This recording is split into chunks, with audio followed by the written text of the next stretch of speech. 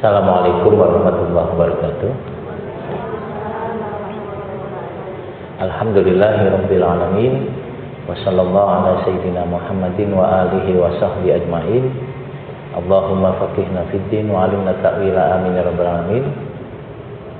Ibu-ibu sekalian yang saya hormati, kita mulai diskusi dan obrolan kita pada pagi hari ini dengan berdoa. Mudah-mudahan Allah senantiasa memberikan kesehatan untuk kita dan keluarga kita. Mudah-mudahan Allah senantiasa memberikan kemudahan untuk kita dalam segala aktivitas yang kita kerjakan, dan mudah-mudahan Allah memberikan kita rezeki yang lebih dari cukup sehingga bisa bersedekah lebih banyak. Al-Fatihah. A'udzubillahi minasyaitonirrajim. Bismillahirrahmanirrahim. Alhamdulillahirabbil alamin. Arrahmanirrahim. Maliki yaumiddin. Iyyaka na'budu wa iyyaka nasta'in. Ihdinas shiratal mustaqim. Shiratal ladzina an'amta 'alaihim ghairil maghdubi 'alaihim waladdallin. Amin. Kita berdoa lagi, mudah-mudahan wabah yang sedang menimpa kita segera diangkat oleh Allah Subhanahu wa taala, dan kita serta keluarga kita dalam kondisi sehat walafiat. Al-Fatihah. A'udzubillahi minasyaitonirrajim. Bismillahirrahmanirrahim. Alhamdulillahirabbil alamin. Arrahmanirrahim. Maliki yaumiddin. Iyyaka na'budu wa iyyaka nasta'in. Ihdinas shiratal mustaqim. Shiratal ladzina an'amta 'alaihim ghairil maghdubi 'alaihim waladdallin. Amin. Baik, ibu-ibu dan bapak yang saya hormati, saya mohon maaf duduk di kursi karena disediakan, Bu. Jadi bukan karena saya lagi sakit, bukan ya. Sehat saya, Bu. Sehat badannya, sehat pikirannya, gitu. Sehat semuanya insya Allah. Jadi ada kursi ya ditempatin, gitu. Mohon maaf. Dan juga kita akan bicarakan masalah wabah atau bala atau bencana misalnya, gitu. Tema yang saya kira ibu-ibu juga sudah bisa mendapatkan pencerahan dari banyak orang. Saya coba memberikan perspektif, mungkin bisa menambah yang ibu sudah tahu. Bahwa pertama, musibah itu, ini kalau kita ngomong pakai musibah itu asal kata serapan dari bahasa Arab. Asoba yusibu isobatan fahuwa musibun musibatun. Akar katanya sod, waw dan ba, sawaba. Itu makna aslinya adalah menimpa, tepat sasaran, bencana, memeroleh sesuatu. Jadi ada makna menimpa, memeroleh sesuatu, tepat sasaran, dan bencana. Dari sini sebenarnya kata musibah itu maknanya netral, tidak melulu negatif. Kalau kayak kita kan ada musibah itu konotasinya sengsara. Dan memang nyatanya bahwa dalam perspektif agama, bencana dan kecelakaan atau musibah itu ada sisi positifnya, ada sisi baiknya. Nah, Al-Quran menyatakan ma'asabaka min hasanatin faminallah wa ma'asabaka min sayyi'atin famin nafsik. Musibah baik yang menimpa dirimu dari Allah. Gambar ya, musibah baik.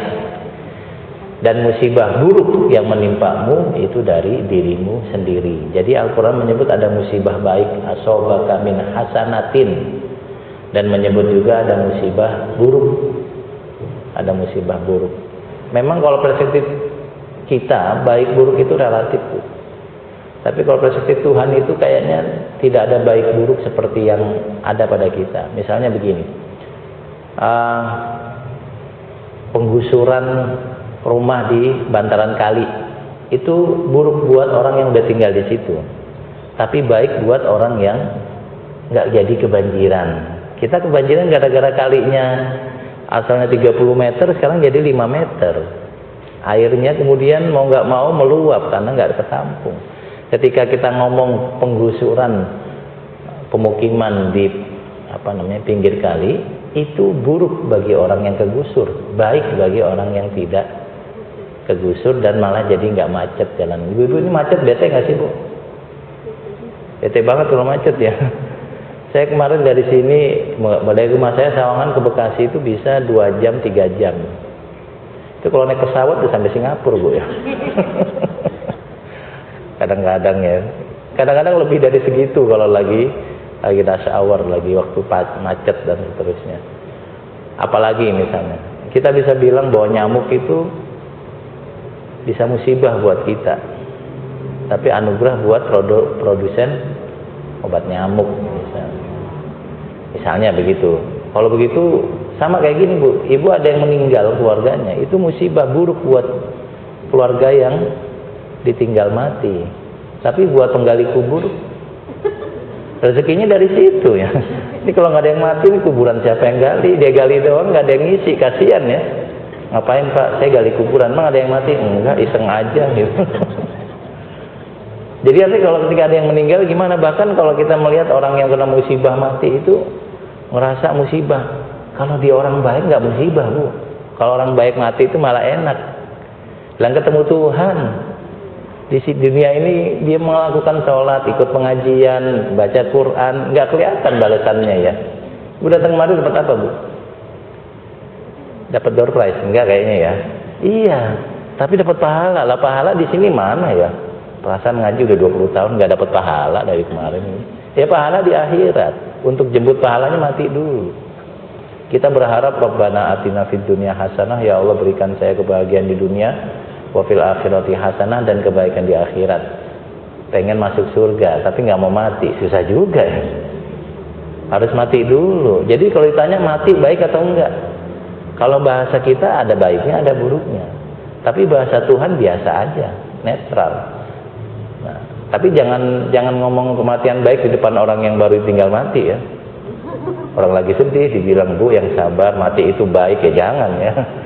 Nggak usah diomongin juga, tapi kita bisa tahu di balik semua musibah ada kebaikan. Makanya asobaka min hasanatin, musibah yang baik, dan asobaka min sayyiatin, musibah yang buruk. Nah, apakah ketika kita tertimpa bala, bencana, musibah, hal-hal yang tidak baik, atau kalau sekarang wabah corona Bu, kita baru 2 yang terdeteksi, tapi hebohnya kayak gitu ya. Saya sampaikan, yang mati belum, dalam global saja baru 3.000 yang mati. Sementara orang yang meninggal gara-gara kecelakaan lalu lintas itu per jam 2 orang. Banyakan mana yang mati di jalanan sama di... Harusnya kalau lagi tahu begitu kita nggak borong masker, borong helm. Tapi nggak tahu kenapa orang seneng hebohnya doang. Wah, ada foto-foto orang lagi borong makanan di supermarket gitu. Panik buying. Dia bilang itu beli beras segitu banyak mau dimakan berapa banyak, kan sepiring kita makannya. Lah kalau nanti beli 5 kilo beras dapatnya 2 minggu misalnya, kalau habis beli lagi, masa beras nggak ada? Lah orang segitu banyak nanem, tapi kita panik buying gitu. Harusnya kalau mau panik harusnya beli helm Bu, beli safety belt, karena jumlah yang mati lebih banyak. Data yang saya terima itu per setengah jam orang tewas di jalanan, ada sekian ratus ribu luka berat, sekian ratus ribu luka ringan, kerugian material 200 miliaran per tahun. Lebih heboh, tapi kita nggak heboh ya, karena hebohnya kita tuh kalau ada di TV viral baru heboh.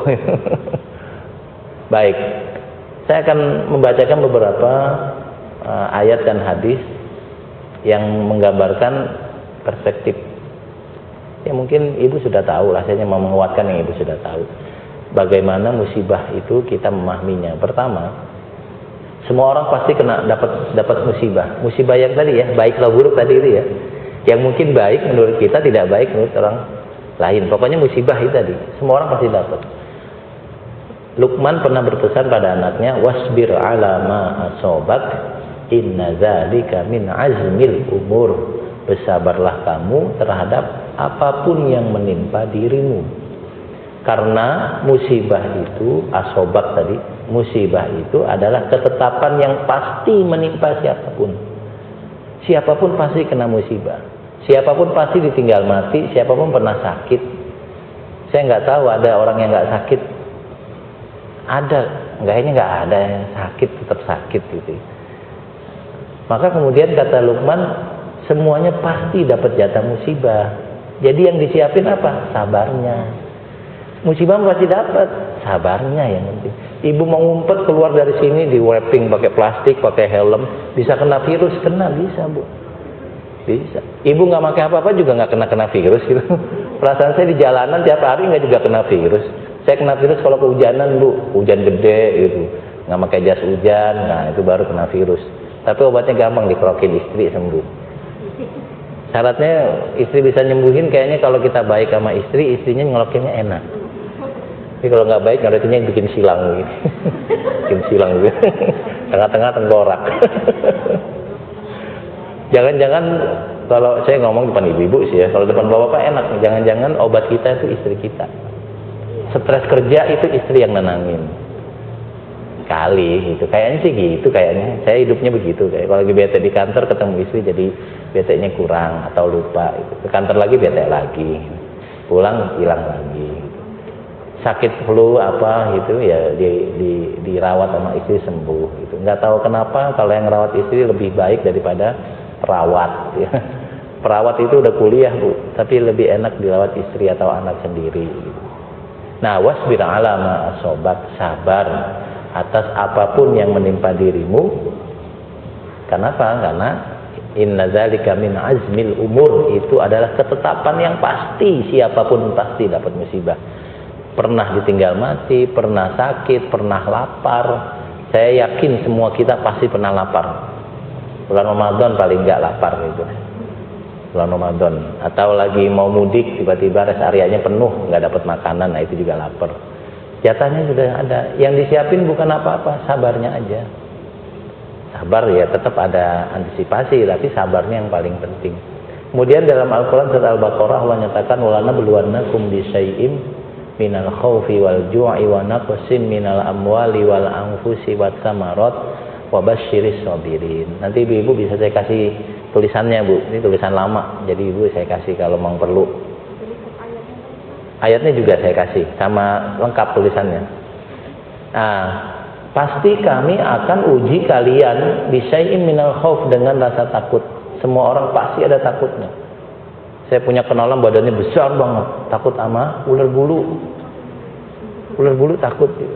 Apalagi saya juga punya teman anggota Menwa perempuan, takut sama karet gelang. Ibu takutnya apa? Takutnya apa Bu? Ulet ya. Ada yang takut setan. Tenang Bu, setan udah nggak gangguin kita, udah sibuk main sinetron soalnya sekarang. Ada setan mulu. Apa yang kita pasti ada takutnya, pasti. Takut yang psikis maupun takut yang fisik, pasti ada takutnya. Bisyai'in minal khaufi wal ju', pasti lapar. Sekaya apapun kita, ada saat dimana kita nggak punya duit. Saya belum lihat ada orang yang kaya mulu gitu, tapi kemudian nggak pernah diuji Allah, duitnya kurang gitu. Karena orang-orang yang masuk kategori orang terkaya se-Indonesia dalam catatan Forbes, ternyata catatan utangnya ada. Ada yang utang ke sini karena apa, saya nggak sebut ya. Ada yang utang ini gitu. Dan kayaknya orang utang itu biasa kayaknya. Ibu beli mobil itu cash atau kredit Bu? Cash ya.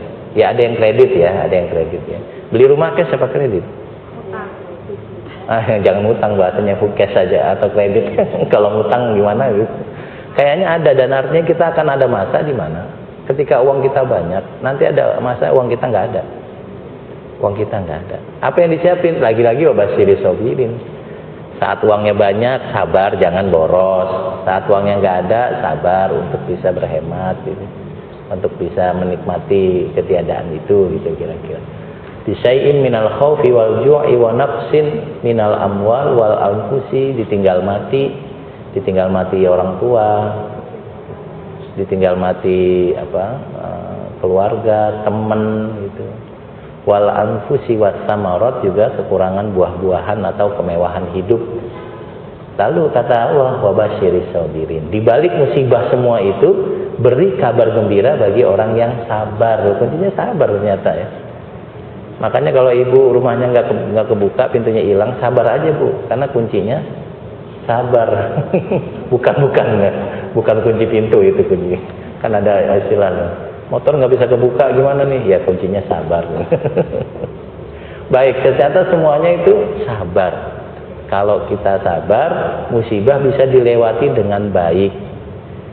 Bukan kemudian musibahnya hilang, tapi bisa melewati dengan baik, menjalani dengan baik. Nah, itu baru pengantar, Bu. Nah, sekarang ketika tertimpa musibah, apapun itu, gunung meletus, banjir. Ini ada yang banjir rumahnya, Bu, ya? Nggak ada, alhamdulillah ya. Kan ada orang yang rumahnya riverside, di pinggir kali. Ada yang rumahnya di tengah-tengah kali, ya. Kebanjiran. Nah, ketika kemudian kita membahas masalah bencana, yang pertama saya sampaikan bahwa bencana itu menjadi penting karena bencana itu adalah salah satu cara kita mengetahui iman seseorang betul atau tidak betul. Dalam surat Ankabut ayat 1 dan 2 Allah berfirman, Alif Lam Mim ahasiban nasu ayyutraku ayyaqulu amanna wa hum la yuftanun. Walaqad fatanna alladzina min qablihim fala ya'lamanna Allahu alladzina shadaqu wa la ya'lamanna al-kadzibin. Alif Lam Mim, kata Allah, ahasiban nas, apakah manusia mengira ayyutraku ayyaqulu amanna, mereka bilang saya beriman loh, lalu dibiarkan saja? Enggak bisa. Kata Allah, tidak akan dibiarkan. Walaqad fatanna alladzina min qablihim, orang-orang dulu sudah kami uji, fala ya'lamanna Allahu alladzina shadaqu wa la ya'lamanna al-kadzibin, supaya kita tahu siapa yang benar dalam iman dan siapa yang bohong. Kalau sekarang lagi kondisi baik, semuanya kelihatan beriman. Pas kena musibah baru kelihatan yang beriman sama enggak. Kalau yang beriman larinya ke Tuhan. Kalau yang beriman larinya ya saya nggak tahu kemana. Ada musibah, ada yang kemudian dia bawa untuk sholat, untuk berdoa, ada yang kemudian dia ke dukun. Saya nggak tahu, sekarang udah nggak musim juga dukun ya. Masih ada nggak sih dukun-dukun itu? Saya punya kenalan banyak dukun, tapi sekarang kayaknya udah rada sepi ya ternyata sekarang ya. Misalnya, tahu ilmu pelet, Bu, ya? Ilmu pelet itu ilmu, kalau dalam bahasa pesantren, mahabbah. Ilmu bisa buat orang naksir ke kita. Ada doa-doa yang kalau kita baca orang naksir. Dulu tuh dukun punya itu. Sekarang udah nggak laku, karena pelet yang paling manjur itu Toyota, Mitsubishi, apalagi itu. Jadi kalau ada laki-laki bawa mobil itu orang pada suka itu. Nggak usah baca apapun, nggak usah baca doa-doa juga orang pada suka. Makanya dukun-dukun nggak tahu sekarang mungkin beralih jadi dealer mobil kayaknya sekarang. Tenang, Bu, saya punya komunitas dukun kenalan banyak, jadi mereka nggak tersinggung saya gini. Tenang aja. Baik, jadi orang ada yang tertimpa musibah, ada yang balik ke Tuhan. Balik ke Tuhan apa? Dia akan sabar menjalaninya, lalu mencoba cari solusi sambil berdoa.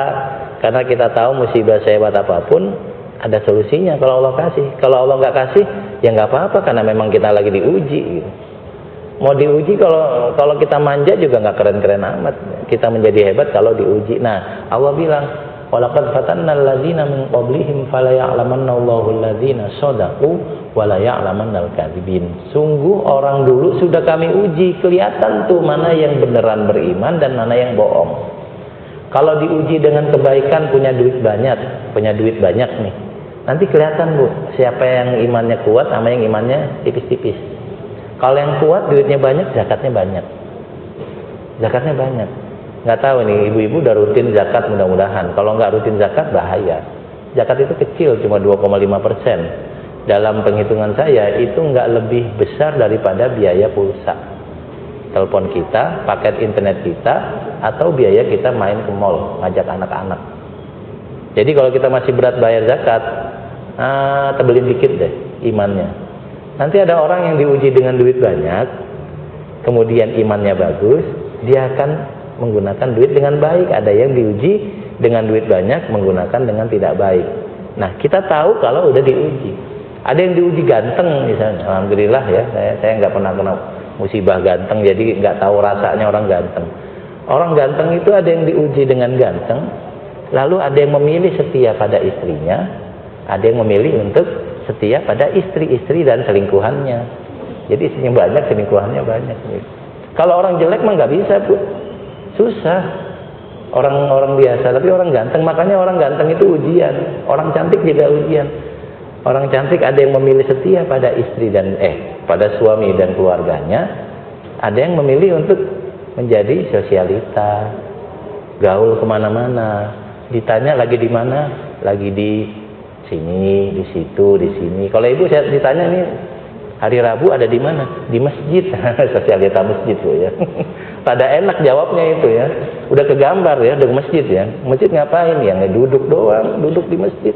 Ada hiburannya nggak ada, dengerin orang ngomong doang gitu ya. Terus yang menggerakkan ibu kemari apa?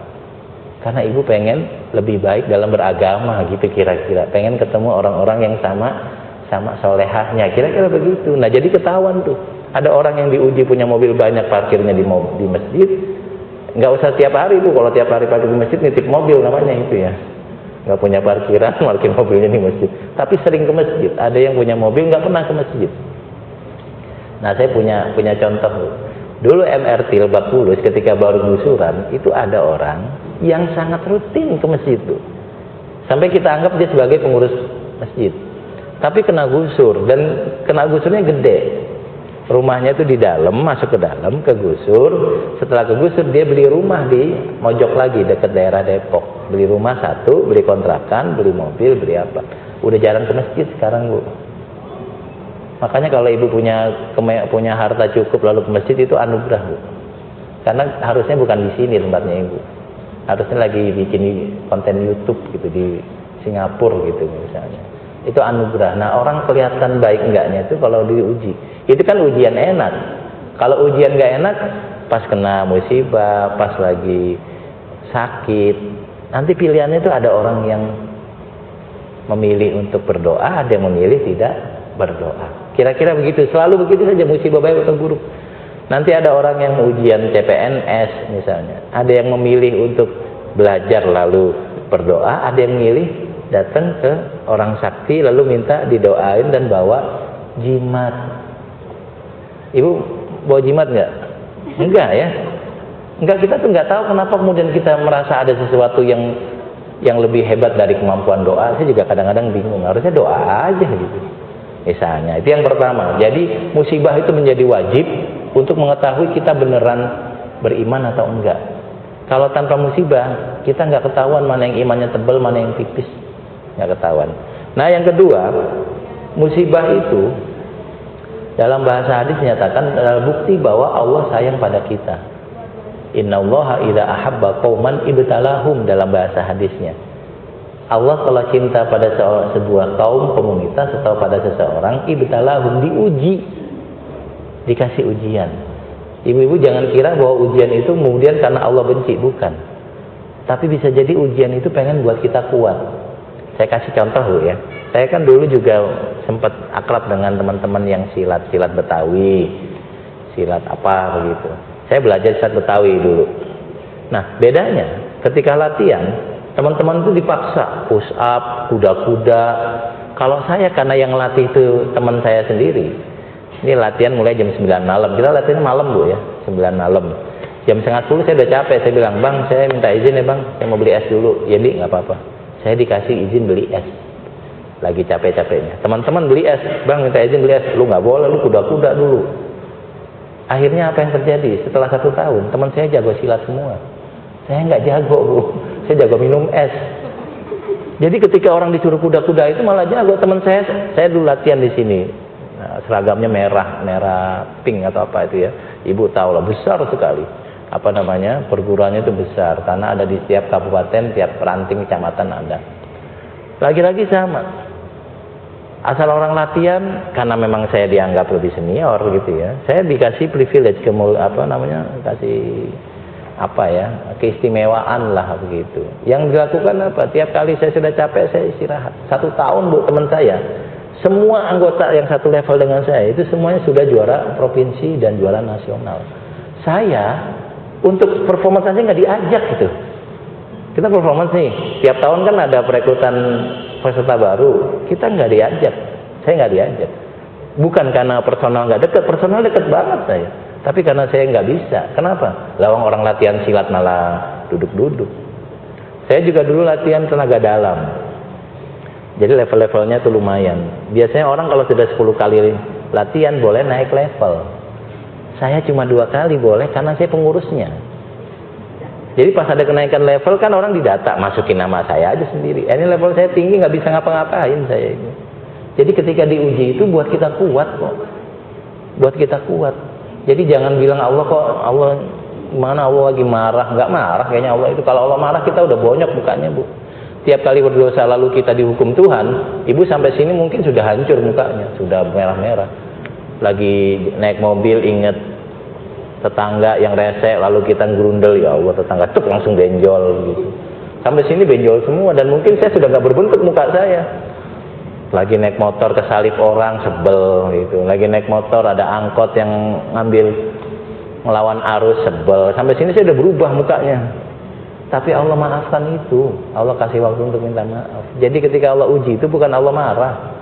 Saya nggak tahu. Allah bilang Bismillahirrahmanirrahim ya. Allah Maha Pengasih, Maha Penyayang. Berapa kali kita baca itu? Rahman Rahim itu. Mau makan baca itu, mau tidur baca itu, mau belajar baca itu, baca Quran baca itu. Masih nggak percaya Allah penyayang? Allah sayang banget sama kita. Ketika diuji itu sayang juga. Ketika diuji itu sayang juga. Ibtalahum. Allah ketika cinta pada sebuah kaum, Allah akan uji mereka. Jadi jangan kalau ada musibah jangan bilang tuh kan gara-gara milih 0102. Ada gempa di Lombok, pilpres lagi keluar, lagian milih 0102. Ada gempa di Palu, lagian milih 0102. Kan nggak relevan. Jangan, saya pernah Bu, ketika gempa Lombok kemarin, saya ke sana bawa bantuan. Ngerasain itu yang namanya gempa itu sejam itu berkali-kali, makanya orang tidur nggak ada yang di dalam rumah, tapi di tenda itu. Ngeri banget itu. Dan saya ngerasain ada gempa di daratnya 6,2 pas di bawah kaki saya. Itu habis sholat asar saya duduk, teman saya istirahat lagi bawa bantuan, istirahat ke toilet, tiba-tiba gempa gede. Itu saya lari, saya baru tahu saya kuat lari kenceng itu pas ada gempa itu. Kenceng banget saya itu. Nggak pakai sendal, nggak pakai sepatu, kena batu nggak berasa itu. Luar biasa itu. Teman saya yang di toilet lebih cepat lagi larinya. Dan saya nggak nanya udah cebok atau belum itu. Kayaknya nggak sopan nanya itu. Ya luar biasa itu. Nah, saya ketika ke sana saya baru tahu orang Lombok itu luar biasa hebat. Kita datang Bu, datang nih. Ini orang-orang kampung-kampung yang nggak kaya itu ngumpulin bantuan. Saya lihat ada orang bawa lontong, itu isinya 20 dibawa ke tempat yang hancur. Bahkan Lombok Tengah nggak kena, Lombok Barat nggak kena, Lombok Timur, Lombok Utara yang kena. Saya bilang ini orang miskin kenapa bantu orang miskin? Luar biasa itu. Dan itu tiap hari mereka lakukan. Ada yang bawa cuma aqua diplastikin Bu. Saya bilang ya Allah orang kayak gini itu mulia banget itu. Orang miskin orang miskin. Dan saya kalau ke Lombok Tengah beli barang, misalnya kita beli buat anak-anak tuh apa minyak telon ya. Ditanya bapak beli banyak buat apa Pak? Oh ini buat apa namanya? Buat ngirim bantuan di desa Lombok Utara gitu. Langsung dipilihin sama yang jaga. Bapak pilih ini Pak. Nanti kita kasih diskon gini. Habis kita borong bawa ke sana. Nanti besok habis gimana? Tenang Pak, kita minta tiap hari di support. Yang kayak gitu dibilang gara-gara nyoblos 121 0102. Bukan, itu lagi diuji. Luar biasa itu. Yang namanya orang bawa bantuan. Kita ke Lombok Utara Bu, itu macet jalanan itu. Lewatin Senggigi, pantai yang indah, nggak ada orangnya Bu. Karena semuanya ke sana ngapain? Bantuin. Luar biasa. Yang kayak gitu kok dibilang salah-salahin. Makanya kadang-kadang orang kena musibah disalah-salahin kayaknya nggak salah juga kayaknya. Ada orang kecopetan gitu. Lagian naruh dompet di kantong. Lah kalau bukan di kantong di mana ya? Kadang-kadang orang kecopetan yang salah yang dicopet bukan yang nyopet ya. Ada orang kehilangan helm gitu. Lagian helm ditinggal di parkiran. Lah masa ke mall bawa helm? Ya ditinggal, kalau hilang berarti kadang-kadang yang kena musibah itu yang salah, bukan yang jahatnya gitu misalnya. Baik, jadi yang kedua, ujian itu perlu sebagai bukti bahwa Allah cinta. Innallaha idza ahabba qauman ibtalahum. Kemudian musibah juga yang ketiga ini, musibah juga diterima atau menimpa kita sebagai cara untuk meningkatkan derajat kita. Nabi bilang begini, tidaklah ada musibah yang menimpa sampai duri aja kena kaki kecuali Allah ampuni satu dosa, Allah angkat satu derajat. Habis ini nggak usah pakai sendal Bu, biar kena duri mulu. Itu nyari masalah namanya ya. Bukan, ini kalau ada musibah yang kita nggak pengenin kena kita, itu ada derajat satu naik. Saya kasih gambaran gini, ibu-ibu pengen masuk surga kelas elit apa kelas sedang apa kelas bawah? kelas elit ya. Kayaknya mustahil juga sih sebenarnya kalau pakai amal ya. Pakai amal kayaknya mustahil ya. Puasa kita nggak banyak, sholat kita nggak banyak, lagi sholat juga kadang gibah. Bisa lagi sholat imamnya baca surat yang panjang gibah. Ya elah, imam bacanya panjang amat. Emang nggak bisa alam taro. Alam nasroh dah, alam nasroh. Al-Hakumut kayak kenapa bacanya Amayata Sa'alun gitu. Kadang-kadang lagi sholat Bu, atau saya lagi sholat tiba-tiba di depan ada orang pakai kaos dagadu, saya baca itu kaos Bu. Makanya ibu-ibu kalau sholat jangan pakai mukena yang warna-warni, yang putih aja, karena jamaah di belakang ibu jadi mikir ini mukena bagus beli di mana ini. Lagi sholat mikirin harga mukena coba. Habis itu nanya Bu beli di mana, ini mukena Bali, harga di sini, lagi ada promo lah, malah jadi bukan subhanallah malah nanya mukena. Saya bilang ngaku aja dah, kita sholat nggak usu-usu amat gitu. Emang kita orang biasa kok, nggak apa-apa orang biasa, nggak usah sok-sokan. Saya mau usu banget Pak, nggak mikir apapun saya kalau sholat. Malah kadang-kadang sholat zuhur kadang-kadang udah asar, saking khusyuknya. Bukan, itu emang sholat zuhurnya jam 3:30 gitu. Saya baru takbir Allahu Akbar, saking khusyuknya pas salam kok udah sholat asar gitu. Enggak, kita orang biasa. Orang biasa tuh yang nilai diri biasa, tapi kita pengen surga kelas elit. Ada beberapa cara, tapi kalau pakai amal susah Bu. Susah. Misalnya kita surga asumsikan ada 100 level Bu ya, 100 level. Wow, yang paling tinggi 100, yang paling bawah 1. Yang 1 juga nggak apa-apa, yang penting surga Bu ya. Gini. Nah, kita bilang satu level itu harus punya poin 100 poin.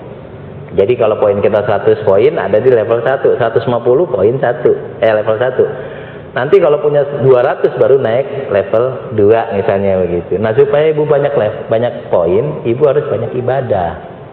Tapi kita ngukur, puasa cuma Ramadan sama 6 hari Syawal, itu pun udah mepet mau habis Syawalnya baru. Kadang-kadang malah belum kodok ya. Ramadan belum dikodok udah Syawal duluan, kadang-kadang begitu. Maka asumsi kita level poin kita ada di 150 lah, jadi level 1 nih. Tapi kita pengen ke level 2, level 3, level 4. Ibadahnya harus kuat. Kalau ibadahnya nggak kuat pengen naik level, Allah bantu dengan cara kasih musibah. Jadi nanti orang bisa jadi poinnya itu cuma 100 nih, poinnya 100. Tapi kok di catatannya ada 300, yang 100 itu ibadahnya, yang 200 adalah kesabarannya menjalani musibah. Bisa jadi begitu. Makanya kalau ada orang kena musibah itu Allah lagi uji nih orang kalau beneran hebat, beneran sabar, diuji dengan keluarga. Ada keluarga yang sakit, anaknya atau orang tuanya. Lalu kita capek, orang lain bisa kemana-mana, kita jagain yang sakit, entah anak entah orang tua gitu. Kayaknya capek banget ya Allah gitu. Lalu kita sabar jalanin gitu. Ibadah kita mungkin 100, tapi kesabaran kita bisa 300, naik level 4 tuh kita. Makanya kalau orang kena musibah itu kita bilang ya Allah. Saya kalau ngeliat orang-orang yang mohon maaf ya, yang bawa gerobak itu, saya sudah bilang sama teman-teman santri, saya kan di pesantren Bu ya. Anda tahu orang-orang yang tinggal di situ, semuanya di situ, dia mobile, nggak punya alamat itu. Kalau mereka nggak sholat tuh jangan-jangan Allah nggak marah itu. Karena kalau di akhirat ditanya kenapa nggak sholat, loh saya nggak tahu caranya sholat. Kenapa nggak belajar? Daftar ke sekolah bayar, harus ada alamat rumah, KTP. Saya nggak punya. Saya mau belajar sholat, ustadznya sibuk ngisi di masjid-masjid sama di YouTube. Ustadz sekarang kan senangannya masjid besar kayak gini, seneng banget sih jamaahnya jamaah yang keren-keren, atau di YouTube like dan subscribe, nah kayak gitu tuh. Kalau suruh ngajar orang yang begitu mana? Ibu pernah lihat nggak ustadz-ustadz yang jalan kaki itu kemudian nggak pakai mobil mewah? Ada, cuma nggak kelihatan. Yang kelihatan tuh ustadz yang begini, yang ceramahnya tiap hari itu di mana-mana, yang YouTube-nya penuh banget, yang sudah diperlakukan setengah dewa. Nanti kalau mereka nggak bisa sholat, jangan-jangan yang dosa tuh ustadznya. Kenapa? Karena ustadznya selalu mikirnya masjid gede, acara besar, yang mana, gitu Bu ya. Ibu yang mana tahulah begitu. Lah saya gampang saja, saya mahasiswa tanya nih, mahasiswa santri. Oke, ada peluang tiap Ramadan itu kita ngirim dai ke Australia, Eropa, Amerika. Dan ada peluang juga kita ngirim ke Papua. Sudah 6 tahun, 7 tahun kita ngirim ke Papua. Yang daftar banyakkan kemana Bu? Ke Australia sama Eropa. Itu sampai diseleksi. Kalau yang ke Papua nggak pakai seleksi, yang mau aja langsung diberangkatin. Jangan kira kemudian dikirim ke tempat yang bagus. Enggak, kita kirim daerah yang harus 2 jam naik perahu boat gitu. Yang kalau ada angin kita nyepik dulu, pegangan akar pohon, takut kegoyang-goyang gitu. Itu juga belum nyaman karena jangan-jangan pasti pegang ada kayu, nggak taunya ada giginya, buaya. Gitu. Itu saya lakukan, ternyata tiap tahun bentuknya begitu. Ustadz sekarang senengannya kemana? Ke daerah apa kemana? Apa ke Eropa tadi? Eropa ya. Jangan-jangan yang dosa nanti siapa? Jangan-jangan ustadz-ustadznya itu yang nanti akan repot lapor ke Tuhan. Lapor Tuhan, saya ustadz, jamaah saya banyak. Jamaahnya di mana? Di YouTube, di masjid besar. Pernah nyapa orang-orang miskin? Nyapa tapi ada kamera dulu. Kalau itu terjadi, mereka tuh nggak usah dipikirin sholatnya. Kita yang mikirin sholat kita. Mereka nggak sholat, mereka nggak bisa kok. Emang kalau mereka nggak bisa, mereka dihukum. Kan mereka bisa belajar, nggak bisa belajar. Mana ada tempat pengajaran itu yang terbuka buat mereka? Masjid kita ini aja juga nggak ada jamaah yang kayak gitu. Ada nggak? Parkiran mobil itu mobil, gerobak, mobil, gerobak, mobil, gerobak, gerobak, gerobak. Nggak ada. Gerobak masuk aja nggak boleh. Terus gimana? Ya kayak gitu. Nanti levelnya ini jangan-jangan ada orang yang memang amalnya cuma 100 tapi levelnya level 6, berarti dia punya 600 poin tambahan. Dari mana poin itu? Dari kesabaran. Ibu nanti ada keluarganya kena stroke 5 tahun nggak sembuh-sembuh, itu lebih mulia daripada kita yang ke masjid. Dia nggak ke masjid, orang nggak bisa jalan kok, sholatnya di situ kok. Kalau dia sabar, pahalanya banyak. Keluarganya sabar, pahalanya banyak. Jadi kalau kena musibah kemudian kita selalu bilang ini pasti Tuhan marah, kayaknya enggak marah kayaknya itu. Ar-Rahman Ar-Rahimnya hilang itu. Bismillahi ganti apa ya Ar-Rahman Ar-Rahimnya? Bismillahi dengan nyebut nama Allah yang Maha Pemarah gitu. Enggak, yang Maha Pengasih dan Maha Penyayang. Tuhan baik banget. Termasuk baiknya Tuhan adalah memberi ujian. Di mana salah satu cara kita memperoleh poin adalah dengan ujian. Saya kalau lagi perasaan bete, Bu, saya bilang sama Tuhan, ya cuma kayak gini doang Tuhan, yang lain ujian lebih berat. Tapi begini ya, biarin aja, nikmatin aja. Sekali-kali lah, tiap hari masa mau kasih sehat. Kita sehat mulu ya enak-enak aja, tapi sakit sekali-kali nggak apa-apa. Kecuali sakit tiap hari, sehatnya cuma sehari, ya itu baru bahaya. Kita kan lebih banyak sehat pada sakitnya. Kita banyakkan seneng pada galaunya gitu. Kadang-kadang saya ngebayangin kalau kita lagi masak di dapur, ibu masak, lalu nggak sengaja kelingkingnya kena pisau, sedih banget. Padahal yang kepotong cuma kelingking, yang 9 masih. Nah saya ngomong bukan saya kepotong, kalau saya kepotong juga saya sedih, Bu ya.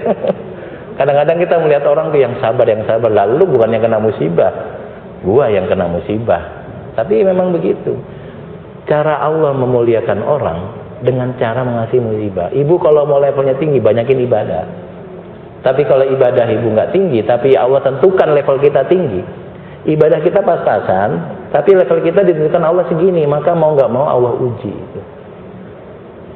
Makanya orang kayak saya itu bilang, Tuhan kasih ujian saya, terserah deh, yang penting gimana gitu. Terserah, yang penting kasih saya kekuatan untuk melewati, itu saja udah. Kalau nggak diuji juga nanti level surga saya di bawah banget nanti. Ujinya apa? Kadang-kadang uji pakai pikiran gitu, galau. Saya nggak tahu, tambang-tambang ibu sih tambang ceria ya, tambang bahagia ya. Kan ada orang yang ketika begini mukanya. Nonton acara TV lucu nggak ketawa. Banyak yang dipikirin gitu.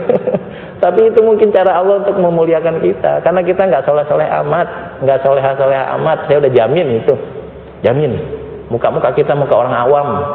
Kalau dibandingin sama orang dulu, sama kiai-kiai yang kita baca sejarahnya itu nggak ada apa-apanya, nggak ada apa-apanya gitu. Ada orang yang tiap malam bangun, tiap siang puasa. Nah kita kan, pokoknya gitu lah. Tapi jangan khawatir, Allah yang sedang ngukur.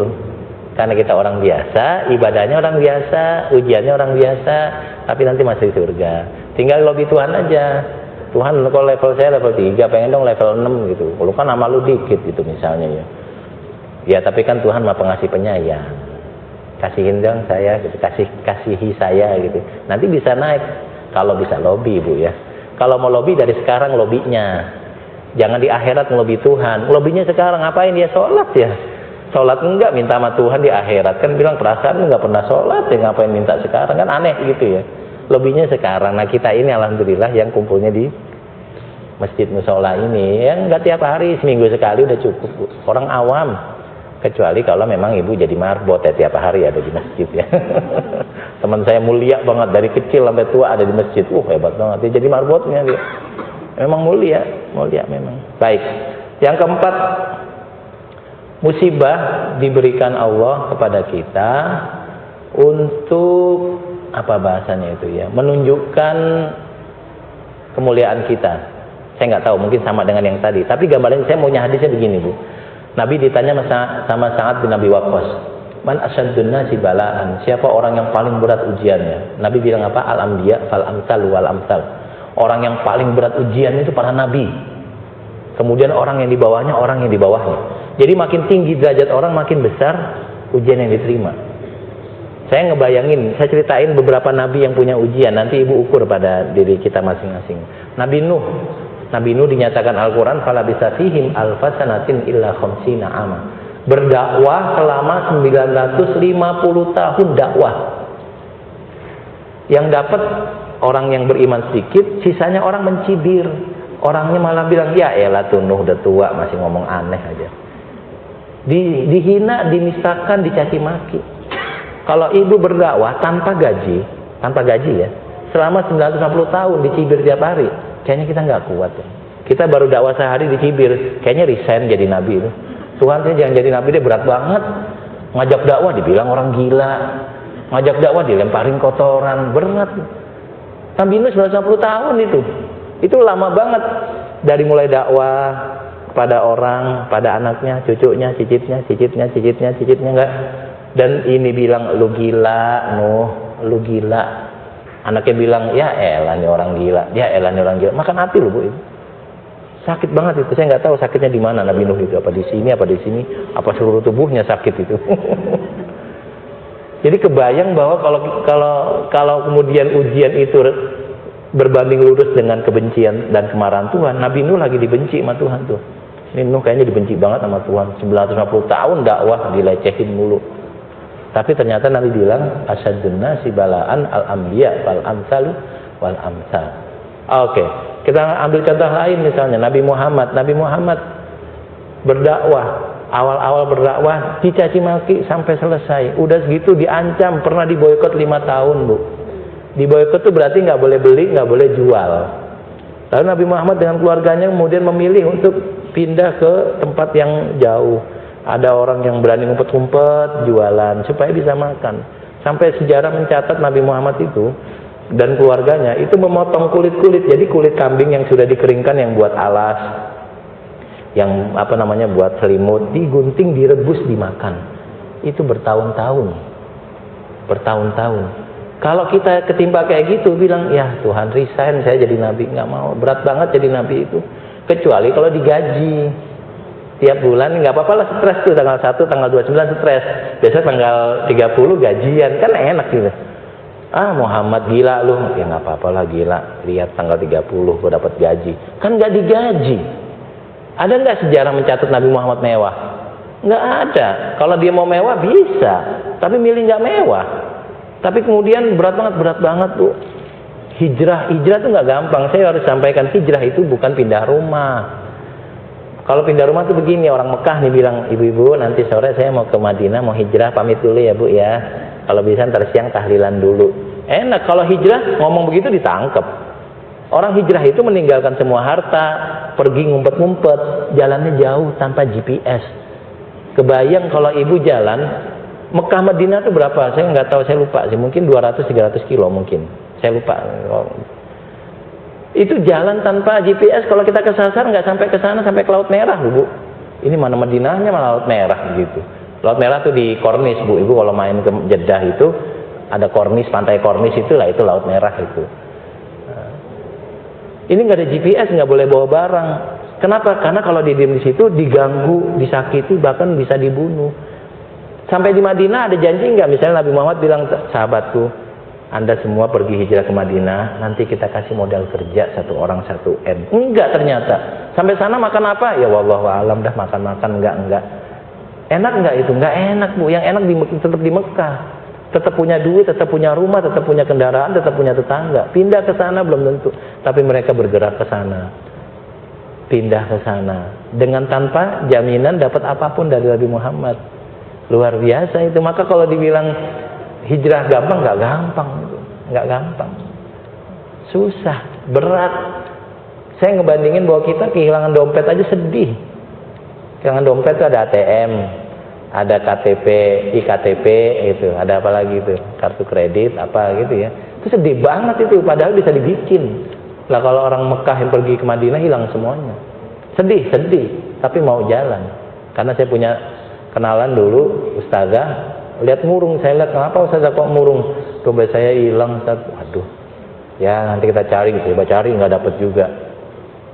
Sore-sore dia ceria pas mau pulang kantor.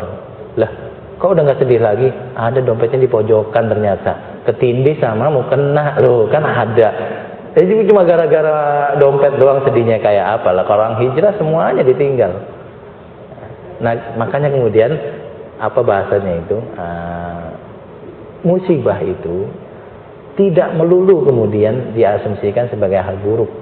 Musibah juga merupakan gambaran bahwa Allah itu mencintai kita. Innallaha idza ahabba qauman ibtalahum.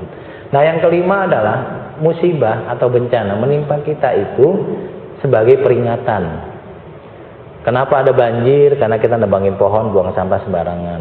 Saya nggak tahu nih, ibu-ibu kelihatannya si ibu-ibu baik, tapi ibu-ibu kalau lagi jalan di pinggir jalan tuh kadang ada orang naruh sampah itu ya. Ibu pernah lihat nggak sih? Kalau pernah bagus, kalau nggak pernah saya ceritain. Jadi ada orang-orang yang kalau pagi berangkat ke kantor, dia bawa plastik, Bu. Bawa plastik tuh, taruh di situ, seret gitu. Dan saya ngelihat itu, karena kantor saya kan, saya kadang mikir, emang kalau bayar tukang sampah berapa ya? Paling banyak 30.000 sebulan, 1.000 sehari. Tapi kan nggak capek bawa sampah. Tapi ada orang milik kayak gitu. Akhirnya dia buang di situ, jatuhlah ke kali, banjir lah. Maka kemudian kalau kita mau ngingetin jangan buang sampah sembarangan, enak.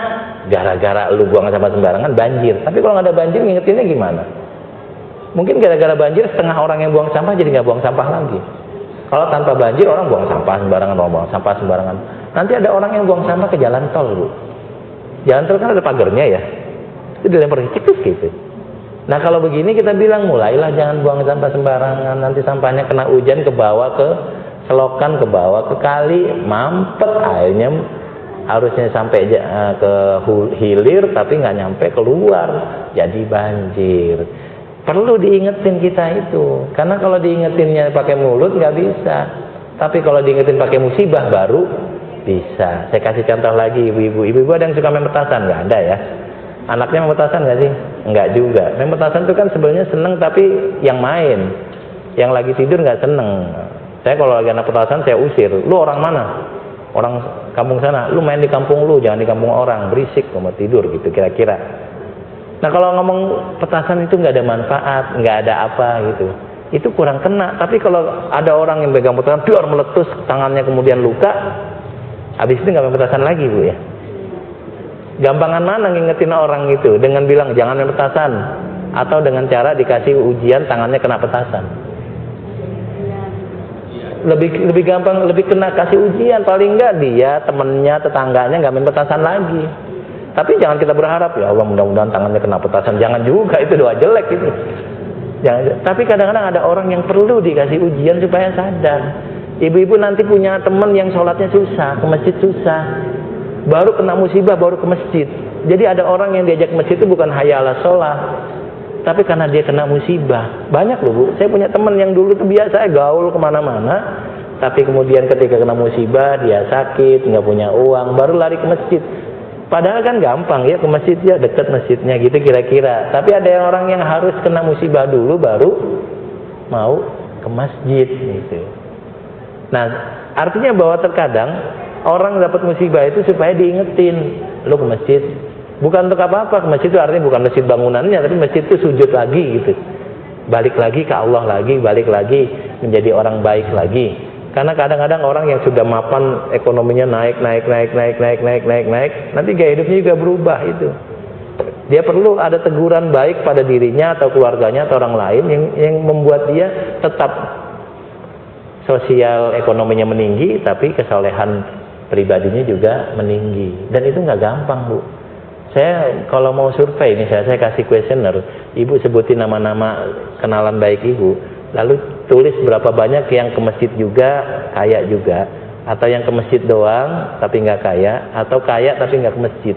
Kayaknya nanti temuannya akan menarik itu, kayaknya. Yang orang yang kaya ke masjid itu ada, tapi nggak banyak. Masjid itu yang banyak orang miskin. Kenapa bisa begitu? Ini komplek ini kok nggak ada yang miskin? Emang masjid komplek. Kalau masjid pinggir jalan itu yang banyak orang miskin. Kenapa? Karena dia banyak yang diminta sama Tuhan. Ibu kalau lagi punya duit banyak, salat duhanya berapa rakaat? 2. Tapi kalau lagi butuh duit banyak, bisa 4 rakaat, bisa 6, Bu, bisa 8 gitu. Salat duha itu tergantung jumlah rakaat salat duha, tergantung duit ada atau enggak. Lah kalau ibu duitnya banyak, ngapain salat duha? Kan salat duha doanya, ya Allah kalau rezeki saya sedikit banyakin, kalau jauh deketin, kalau di atas turunin, di bawah keluarin, ada di tangan orang pindahin. Egois banget doanya. Sama saya kalau lagi ada hujan itu, saya tolong doain biar nggak hujan. Ya hujan mah hujan aja gitu. Ya pindahin kayak ke sono, lah yang ke sono kesian ya. Ibu ada yang doa nggak sih? Ya Allah hujannya tahan dulu sampai saya sampai rumah, ada nggak begitu kalau doa itu? Doa egois gitu ya. Hujan aja nikmatin gitu. Hujan doang, hujan air gitu. Kadang-kadang kita gitu, ya Allah hujan nih, saya nggak bawa jaket hujan lagi nih, nggak bawa jas hujan lagi. Bisa nggak tunda 5 menit aja, dikit lagi nyampe nih, tinggal 2 belokan. Gitu. Egois banget ya. Padahal kalau saya kehujanan, hujan aja, Bu. Saya kalau lagi kehujanan, gede hujannya, saya ngetem ke tukang bakso. Wah enak banget itu. Sambil nunggu hujan makan bakso, enak banget itu. Kalau nggak hujan nggak beli bakso. Jadi saya beli baksonya kalau hujan gitu kira-kira. Baik. Jadi masjid-masjid yang tidak tertutup seperti masjid komplek ini, itu penuh sama orang yang lagi butuh duit, yang lagi sakit. Ibu kalau lagi sehat doanya pendek, tapi kalau lagi ada keluarga besok mau dioperasi, doanya panjang, Bu. Bisa salat tahajud itu, ya Allah besok mau operasi, mudah-mudahan lancar, sehat, penyakitnya nggak balik lagi. Tapi kalau kemudian kita lagi sehat, duitnya banyak, salat duha mungkin lupa, salat tahajud bangunnya pas subuh, niat tahajud, tapi emang niat tahajud tapi niatnya nggak kuat, nggak masang alarm, akhirnya bangunnya subuh, ya nggak salat tahajud gitu doang. Tapi kalau lagi kena musibah, angkat tangannya tinggi, Bu. Jangan begini doanya. Ya Allah gitu. Jangan-jangan. Nah, hasil pembacaan saya, orang-orang miskin itu lebih banyak di masjid terbuka daripada orang kaya. Masjid-masjid yang penuh dengan orang kaya itu hanya masjid yang ada di komplek, yang orang miskinnya nggak bisa masuk. Kenapa bisa gitu? Karena orang mau ke masjid kalau diuji. Contoh tadi kenalan atau orang yang saya ceritakan tadi, ketika duitnya biasa, rumahnya itu di Lebak Bulus masuk ke dalam sebelum kena gusuran MRT. Rajin ke masjid, Bu, azan, qomat, kadang imamin. Tapi ketika sudah dapat gusuran dan gusurannya berkali lipat dari aset yang awal, dia beli rumah, beli kontrakan, beli mobil, jadi jarang. Jadi kadang-kadang orang perlu itu supaya balik, diingetin. Jadi musibah itu diingetin, jangan buang sampah sembarangan dengan cara ada banjir. Jaga kebersihan dengan cara ada corona misalnya. Saya nggak tahu relevansi, tapi konon kalau kita jaga kebersihan kayaknya enggak nih. Kayaknya nggak kena kayaknya sih kayaknya. Tapi kalau orang yang nggak jaga kebersihan ya mungkin gitu.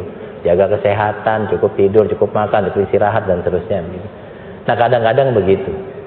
Kita perlu diingat, kita perlu menjadi baik, tapi dengan omongan doang nggak bisa, perlu dengan ujian. Jadi ujian bisa jadi peringatan buat kita. Peringatan, lebih baik diuji di sini supaya balik ke Tuhan daripada diuji di akhirat. Udah nggak bisa balik. Sekarang masih bisa balik. Kalau dulu dosa banyak tinggal bilang, ya Allah saya minta maaf. Selesai, Bu. Gampang banget minta maaf sama Tuhan. Ibu punya anak salah lalu datang meluk ibu, maafin saya. Maafin kok kita itu. Orang dia nggak minta kita maafin kok. Apalagi Tuhan lebih rahmat lagi. Angkat tangan aja, ya Allah maafin saya Tuhan, ya Allah kemarin dosa, kemarinnya lagi dosa mulu, itu maafin gitu. Selesai, gampang banget sama Tuhan itu. Tapi untuk bisa begini harus ada ujiannya. Karena kalau dinasihatin doang, kalau Jumatan ittaqullah, mari kita bertakwa, nggak takwa-takwa juga tuh kan tiap Jumat diingetin itu. Syarat atau rukun dari khutbah Jumat adalah wasiat ditakwa, mengingat takwa. Tapi nggak takwa juga, karena kalau pakai lisan kurang kuat. Yang paling kuat diuji paling kuat itu. Orang nggak mau belajar itu, dia baru kerasa ketika nilainya jeblok. Nah, baru mau belajar. Nah, baik. Yang terakhir, bencana atau musibah bisa jadi merupakan sebuah siksaan dari Tuhan. Jadi ada bencana yang bahasa kita itu kayak DP. Ada orang yang disiksa di awal di dunia, nanti di akhirat bisa juga. Ada begitu. Kayak Fir'aun disiksa dulu di dunia, tenggelamin, mati tenggelam gitu. Korun mati kena longsor, semua hartanya hilang. Dan yang sedihnya Korun tuh bukan cuma karena dia mati longsor, tapi ketika dia kena longsor, dia minta tolong orang nggak ada yang nolongin. Dulu ketika dia kaya, duitnya banyak, orang pada datang tuh, dia jalan aja di minggir gitu, dihormatin banget. Pas kena musibah nggak ada yang datang, itu sedih banget ya. Lu kenapa tiap hari begini, sekarang begini, pas gua kena musibah tuh Korun. Nah, ada orang yang disiksa di awal untuk gambaran DP, down payment ya, DP itu ya, uang muka bahwa di akhirat disiksa. Nah, jadi artinya ketika musibah datang itu nggak melulu jelek konotasinya. Ada cara, yang pertama, ini cara Allah untuk mengetahui dia baik atau tidak baik, benar atau tidak dalam imannya. Yang kedua, bukti bahwa Allah cinta pada dirinya. Yang ketiga, cara Allah meningkatkan derajatnya. Baru nanti ada peringatan pun itu masih kebaikan, Bu, karena Allah masih ngingetin. Kalau orang salah masih diingetin, itu masih sayang. Tapi kalau biarin dia mah begitu mah biarin, ambles dah biarin, kalau dia mah berarti udah nggak disayang ya. Nah, baru yang terakhir ini musibah adalah siksaan. Jadi kalau ada musibah apapun nggak melulu dia konotasinya negatif. Saya ketika ditanya dulu ketika gempa tsunami Aceh itu kan besar banget korbannya. Menurut Ustadz gimana? Saya bilang secara umum itu orang-orang yang di sana mati syahid, kecuali yang sedang berdosa. Misalnya lagi terjadi ini, dia lagi megang botol, bukan botol kecap ya. Botol kecap mah masak, ini botol mabok. Ya, kalau saya gitu ya mungkin Allah menilainya bukan syahid. Tapi orang yang lagi tidur syahid, orang lagi kendaraan syahid, orang lagi pantai syahid. Kan lebih enak karena udah kena musibah lalu dibilangin lagian maksiat mulu. Lah, udah kena musibah disalah-salahin. Double itu. Yang ada kita sampaikan enggak. Allah enggak benci kok, Allah sayang kok. Mungkin ada yang dibenci Tuhan, tapi berapa banyak sih orang yang ketika kena musibah gempa atau tsunami itu, berapa banyak sih yang lagi dosa itu? Kayaknya kebanyakan lagi di rumah gitu. Lagi di rumah, lagi di mall, lagi di apa gitu, bukan lagi dosa. Nah, kalau begitu, maka saya bilang kemarin, kalau Anda tahu betapa orang Lombok itu sangat soleh dan sangat baik, itu nggak akan muncul itu kata-kata bahwa ini gara-gara. Bukan, kita akan bilang Lombok disayang Tuhan. Kalau kita tahu orang Aceh itu lebih solehah zahir batinnya daripada kita akan bilang, oh mereka sedang disayang Tuhan gitu. Bukan kemudian ini sih gara-gara, ini sih gara-gara, ini sih gara-gara. Jangan-jangan gara-gara kita ngomong gara-gara itulah Allah kasih bencana. Tiap kali ada masalah gara-gara mulu, ini lah Allah kasih bilang, nih biar lu sadar, jangan dikit-dikit nyalain orang gitu kira-kira. Maka kalau dari sini kita akan bilang, semua musibah akan menimpa kita. Musibah itu selalu ada sisi baiknya, walaupun ada sisi buruk. Bahkan kalau tadi di surat Al-Baqarah kita baca, wabasyiris sabirin, berikan kabar gembira orang yang sabar. Orang yang sabar itu musibah itu berkah buat dia. Saya ngomong gini karena saya nggak kena musibah ya, gampang. Tapi kalau kena musibah kita bisa berusaha karena ada ayatnya. Nanti ada saat kena musibah saya akan bilang, ya sudahlah, mudah-mudahan ada kebaikan. Kebaikan, misalnya ada musibah kematian, sudah di awal tadi kita singgung sedikit. Orang yang meninggal itu enak, Bu, kita ketemu Tuhan. Kalau kita sekarang begini, nggak meninggal, nggak bisa masuk surga, karena surga itu nggak kompatibel dengan jasad kita. Jasad kita tuh kalau makan harus BAB. Kalau di surga nggak ada BAB, jadi harus ganti jasad. Di surga nggak ada sakit, kita bisa sakit. Di surga nggak ada tua, kita bisa tua. Karena itu harus mati. Jadi perspektif kematian bagi orang yang beriman itu al-mautu rohatun. Mati itu adalah apa namanya? Istirahatnya kita, kenikmatan kita. Tapi nggak usah minta mati. Kan kalau masuk surga harus mati. Iya, di dunia pun bisa ada surga, Bu. Makanya waliman khofa maqama rabbih jannatan. Bagi orang yang takut Tuhannya ada 2 surga. Surga di dunia, surga di akhirat. Nggak usah nunggu mati kalau mau ke surga. Surga kita nyari bidadari istri kita, nyari pasangan yang ganteng suami kita, nyari kenikmatan hidup anak kita. Anak kita itu ngeliat senyumnya, apanya kita beliin apa, kita ajak kemana, seneng, itu udah surga kita. Jadi jangan juga nunda kok. Kita mau bahagia di akhirat, di dunia mah nggak boleh bahagia. Nggak usah bahagia di dunia, bahagia di akhirat. Makanya doa kita, atina fid dunya hasanah, di dunia bahagia, fil akhirati hasanah, di akhirat juga bahagia. Bisa lah, kita ini kan orang yang bahagia di akhirat. Mudah-mudahan. Dunianya kenapa? Karena cerita wajah ibu ceria-ceria gitu ya, ada sedikit masalah tapi kayaknya lebih banyak senengnya. Dan kemudian di akhirat juga kelihatannya, Bu, kelihatan kalau orang yang ringan kakinya ke masjid, kayaknya sih ringan kaki ke surga, kayaknya sih. Lalu ke masjid kan nggak ada daya tariknya, kecuali kalau yang ngisi ini artis. Misalnya yang ngisi artis siapa gitu ya, misalnya yang ngisi Lee Min Ho itu, ceramah duha oleh Lee Min Ho, itu akan penuh itu masjidnya.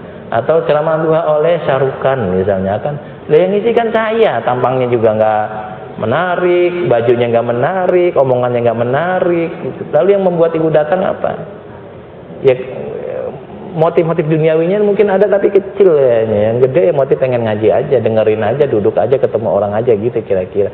Lah mudah-mudahan kita juga diringanin ke surga. Gambaran saya sih masih surga nggak sulit.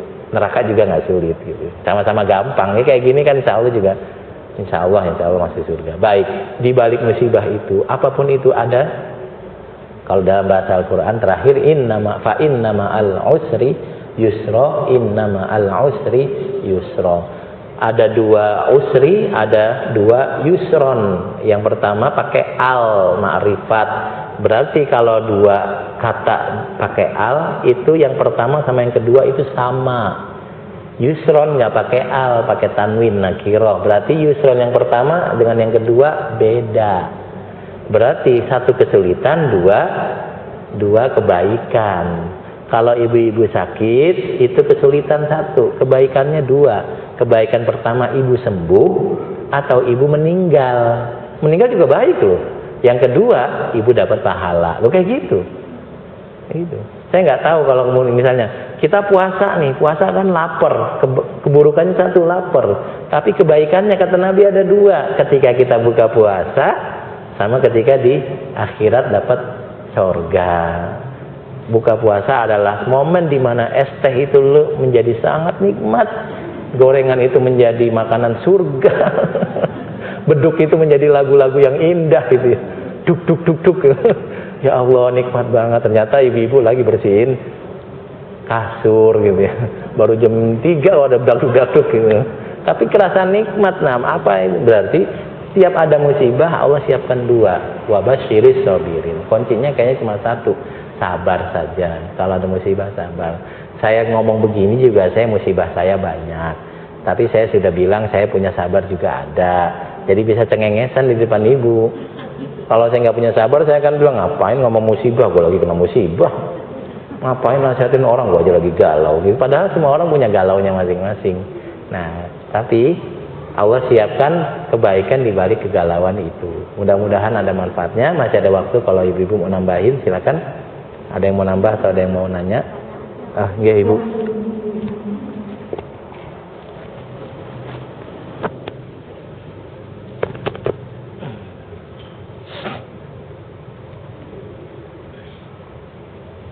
Bismillahirrahmanirrahim. Assalamualaikum warahmatullahi wabarakatuh. Biasanya kan sahabat musibah itu kan misalkan suatu daerah gitu ya.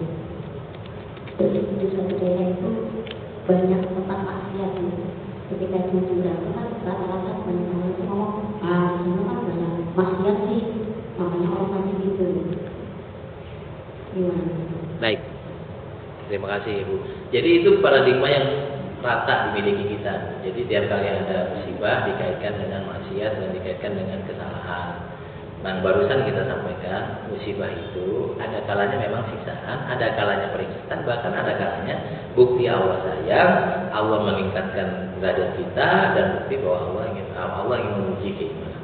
Nah, itu yang sedang kita atau saya sedang sampaikan ke masyarakat, bahwa tiap kali ada musibah tidak perlu diarahkan ke gara-gara Allah marah banyak maksiat, enggak gitu.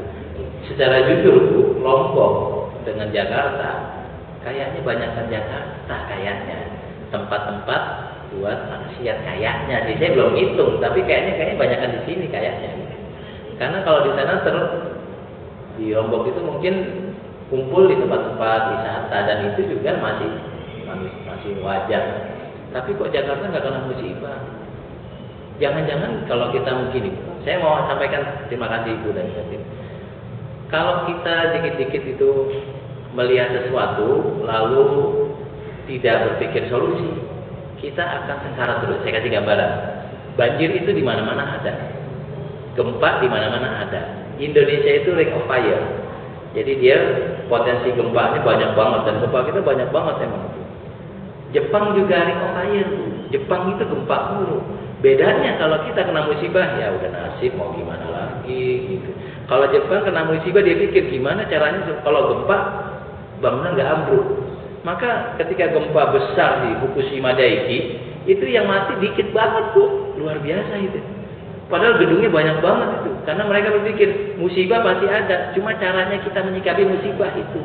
What after itu yang penting. Kalau kita kan ada musibah, sikap yang paling gampang adalah menyalahkan pemerintah. Wah, ini salahnya presiden, salahnya gubernur. Yang kedua, nyalahin masyarakatnya, banyakkan maksiat. Harusnya bukan. Banjir tetap ada Bu, tapi Belanda kurang apa banjirnya itu? Amsterdam itu di bawah laut. Tapi bisa ngatur gimana caranya? Harusnya mikir ke sana.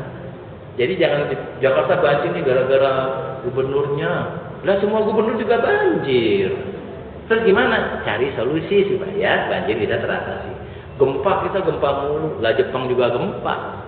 Tapi gempa punya teknologi, ketika gempa cuma 8 skala Richter, bangunan nggak rubuh. Kita gempa 6, kemarin 7 saja sudah rata bangunan beton kita itu jatuh ke tanah. Yang nggak jatuh malah kita harus jatuhin karena membahayakan. Paradigma yang masih ada adalah ketika musibah terjadi selalu larinya karena ada maksiat, karena ada apa. Saya kira itu bagian introspeksi betul. Tambahin lagi, terus gimana kalau musibah ini terjadi, lalu dikit jumlah korbannya, cari teknologi. Kan tiap tahun ada musim hujan, supaya nggak banjir, cari teknologi. Macet mah tiap hari, supaya macet berulang, cari teknologi. Bukan kemudian larinya yang gampang kan nyalahin. Indonesia itu kan nyalahin, lapor anak jelek, nyalahin anak.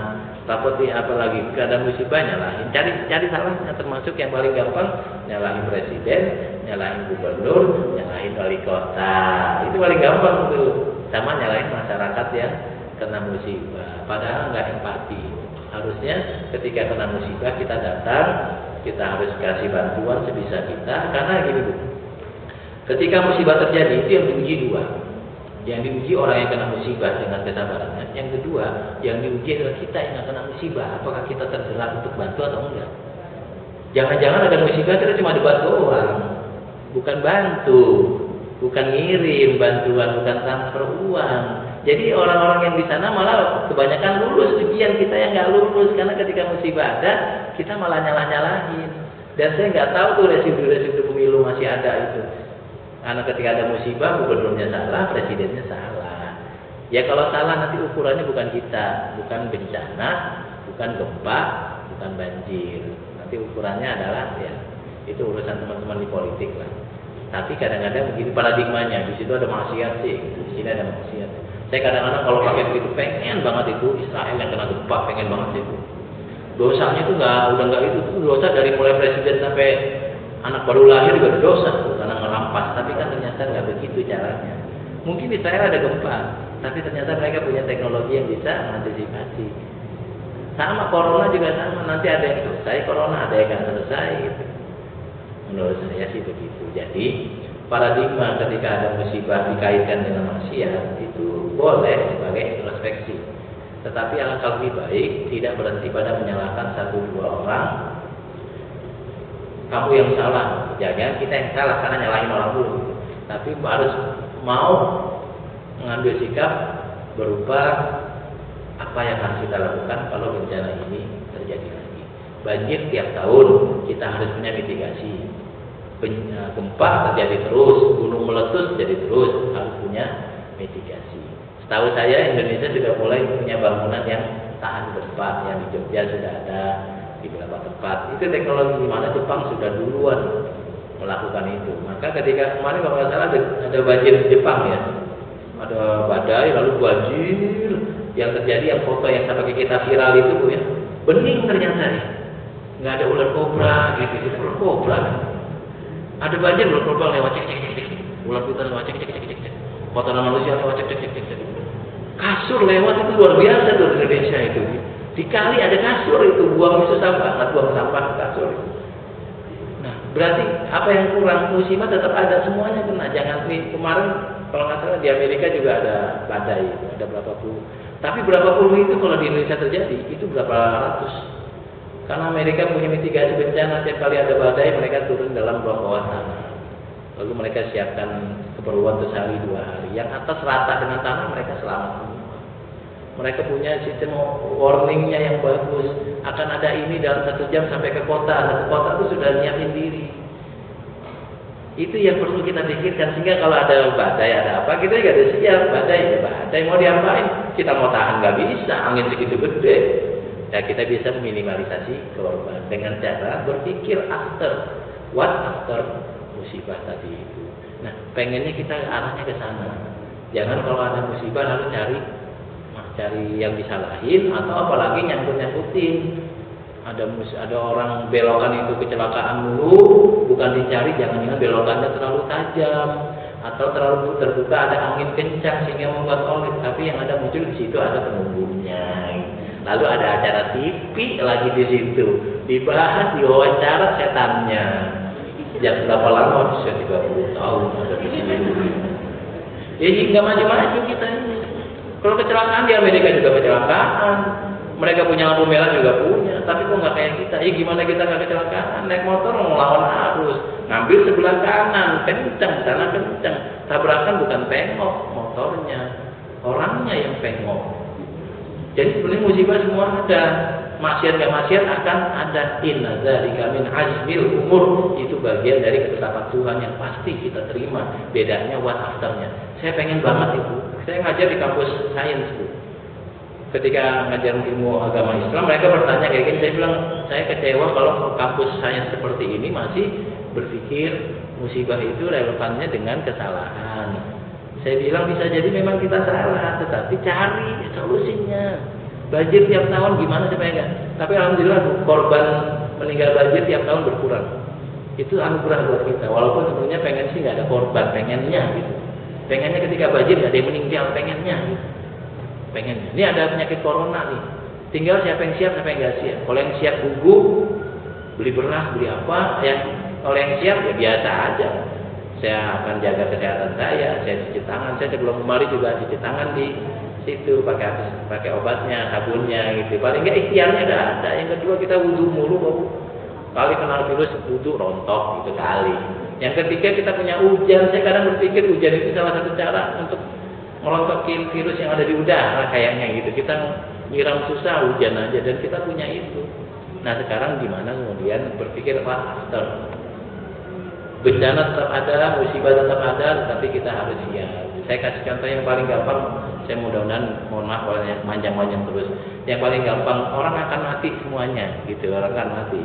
Kita akan berpikir, saya akan mati, anak saya gimana? Lah, berpikirnya kalau kita mati anak kita gimana? Dengan cara, oh kalau begitu, saya akan menabung, saya akan berinvestasi, saya akan sekolahkan anak saya supaya dia bisa mandiri. Karena nggak selamanya saya ada bersama mereka. Gitu kira-kira.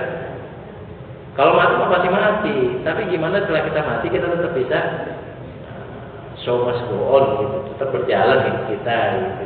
Nah, cari itu. Saya pengen bahwa ketika ada musibah, hasil dari obrolan di WA itu adalah ide-ide untuk memitigasi bencana, bukan isinya menyalah-nyalakan, apalagi sekedar pilihan per 5 tahun, entah gubernur, wali kota, presiden. Saya bilang nggak relevan, karena semua presiden mengalami bencana besar, semua gubernur mengalami bencana besar.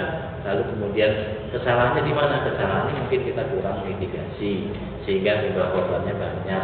Saya pengen banget menggambar yang ada di otak saya. Saya belum ke Jepang dulu, tapi saya udah kegambar Jepang itu lebih merah itu ring of fire-nya, lebih sering gempa, lebih sering tsunami, karena tsunami itu dari sana bahasanya, bukan kita nggak punya sejarah tsunami, mereka yang punya tsunami lebih sering. Tapi kayaknya aman-aman aja itu ya. Kenapa kita heboh banget gitu? Kita belum siap. Harusnya berpikirnya solusi, bukan menyalahkan. Kayak gitu Ibu. Terima kasih atas tambahannya. Ada lagi yang mau nambahin Ibu? Kalau tidak ada, berarti cukup ya Bu ya.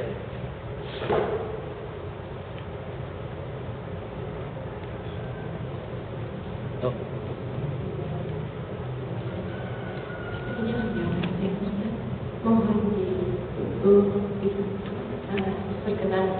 Okay. Ibu-ibu, ada sebuah hadis yang sering saya baca, riwayat Hakim dalam kitab Mustadrak, la yajidul imala ufir ba'du wa ya'minu ba'du illa jabahullah. Tidak berkumpul orang lalu sebagian berdoa yang lain mengamini kecuali Allah kabulkan. Nah, ini bentuknya kayak gitu. Nanti kita berdoa yang lain mengamini, kemungkinan dikabulkannya lebih besar. Secara khusus kita doakan diri kita dan keluarga kita, mudah-mudahan bisa berbahagia di dunia dan di akhirat, mudah-mudahan bisa selalu sehat dan afiat, ketika tertimpa musibah dan bencana diberikan kesabaran dan solusi. Al-Fatihah. A'udzubillahi minasyaitonir rajim. Bismillahirrahmanirrahim. Alhamdulillahirabbil alamin. Arrahmanirrahim. Maliki yaumiddin. Iyyaka na'budu wa iyyaka nasta'in. Ihdinas siratal mustaqim. Shiratal ladzina an'amta 'alaihim ghairil maghdubi 'alaihim waladdallin. Kita berdoa lagi. Jika ada di antara keluarga kita yang sakit, Allah berikan kesembuhan, saudara-saudara kita atau yang seiman atau yang tidak seiman, bangsa Indonesia mudah-mudahan diberikan keselamatan. Kalau sekarang ada musibah virus corona, kita bisa melewati dengan baik, kita bisa menyikapi dengan baik. Al-Fatihah. A'udzubillahi minasyaitonir rajim. Bismillahirrahmanirrahim. Alhamdulillahirabbil alamin. Arrahmanirrahim. Maliki yaumiddin. Iyyaka na'budu wa iyyaka nasta'in. Ihdinas siratal mustaqim. Shiratal ladzina an'amta 'alaihim ghairil maghdubi 'alaihim waladdallin. Sudah selesai doanya seperti itu. Mudah-mudahan Allah kabulkan. Alhamdulillah wa iyyakum ajmain. Wassalamualaikum warahmatullahi wabarakatuh.